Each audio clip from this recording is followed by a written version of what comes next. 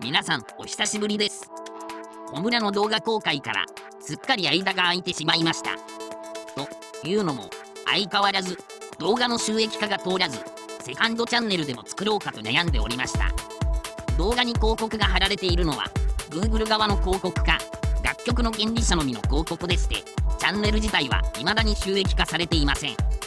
理由はおそらく鬼滅の刃のコンテンツの利用がプライバシーポリシーに違反しているのではないかと考えていますが、真相は分かりません。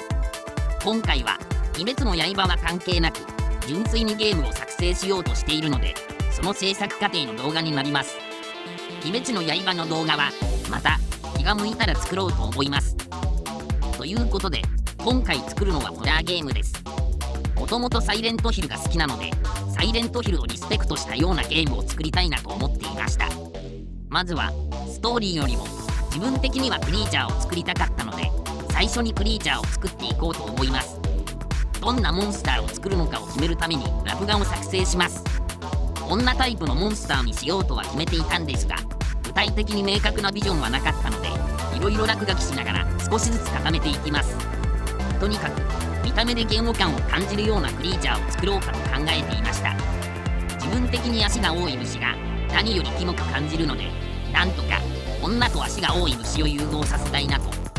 あとサイレントヒルっぽい要素も足したいと考えながら描いていました。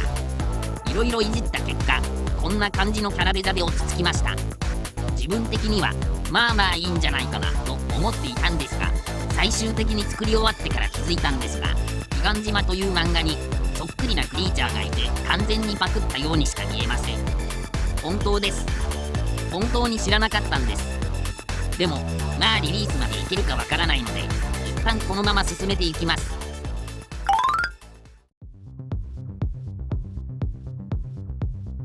ここからモデリングの作業になります。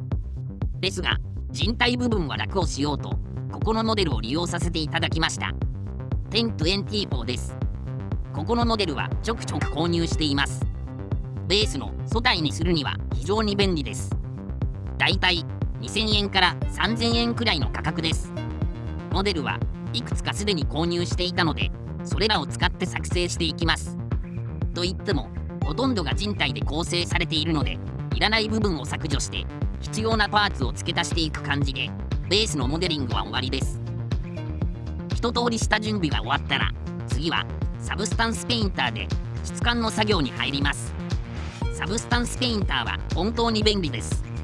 正直近い将来デザイナーは仕事がなくなるんじゃないかと思うほど個人スキルが必要ありません。必要なのは何を作りたいかというビジョンだけ。便利な世の中になりました。一昔前はこういう作業をちまちま手作業でやっていたわけですから。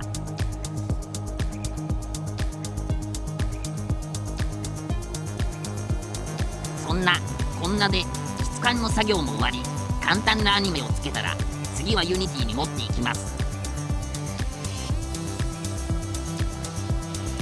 ユニティではまずは今回のホラーゲーム用にクリーチャーのスキンシェーダーを作成していきます。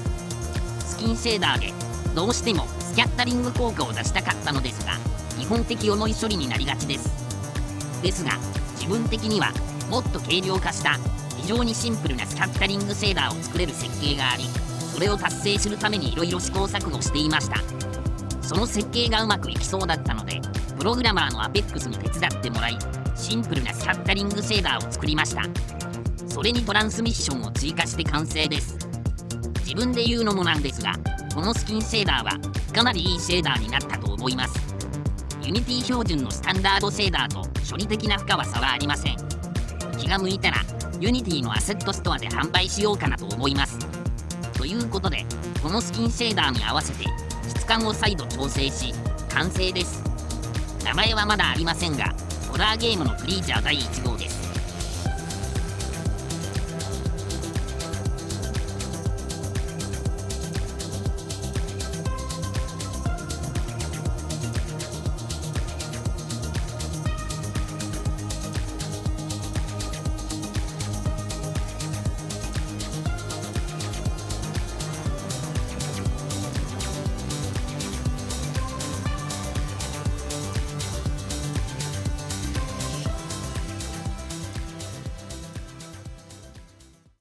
それでは、今回はこの辺で失礼します。